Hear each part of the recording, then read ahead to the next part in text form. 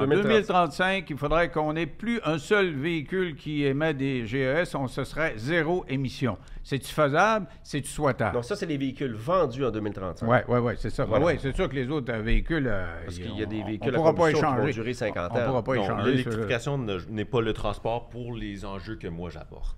Que ce soit un véhicule à essence ou un véhicule électrique, ça a quand même un impact sur les gens qui habitent en ville. S'il y en a trop, il manque de place. S'il manque de place, la cohabitation est difficile. Ça pollue moins quand même. Ça pollue moins, mais c'est pas... Ça fait pas de bruit puis ça sent rien. Des fois, je préférais que ça fasse du bruit. Hein. Je vais te dire, quand j'entends pas un véhicule électrique derrière moi, ça peut me faire un peu la chienne. Mais l'électrification, ça peut avoir un impact peut-être sur la crise climatique et blablabla.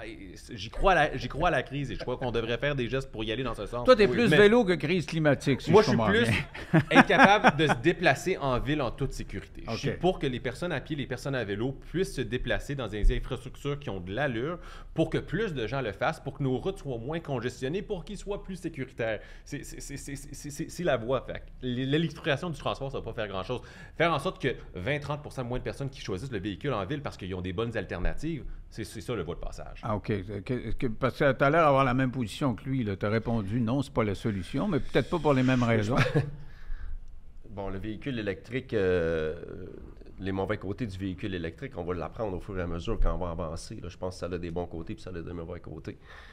Le gouvernement canadien qui pense avoir une influence sur les constructeurs automobiles, je veux dire, à un moment donné, Justin, il rêve un peu, là. Chris, si on est 10% de ce qui se passe aux États-Unis, on va subir ce que le marché américain va faire.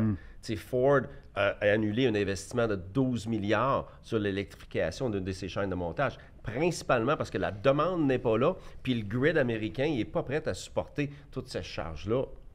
Fait que, tu sais, c'est un petit peu une éco-hypocrisie que je pense sert encore à diviser des gens, symbolique d'une gauche puis d'une droite, là, puis on n'a pas vraiment d'extrême droite au Canada, il faut se calmer. Là. Pas encore.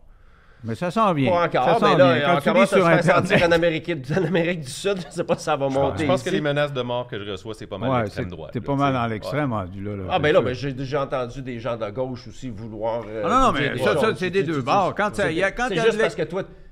Mettons que tu es plus du côté gauche. C'est sûr que les menaces vont venir. C'est ça, mais Patrick, quand il y a de l'extrême d'un pays, c'est des deux bords. Regarde la France, là. Ils ont commencé avec Le Pen, le Front National, puis l'autre côté, avec la France insoumise, et ils sont aussi à l'extrême sur l'autre bord.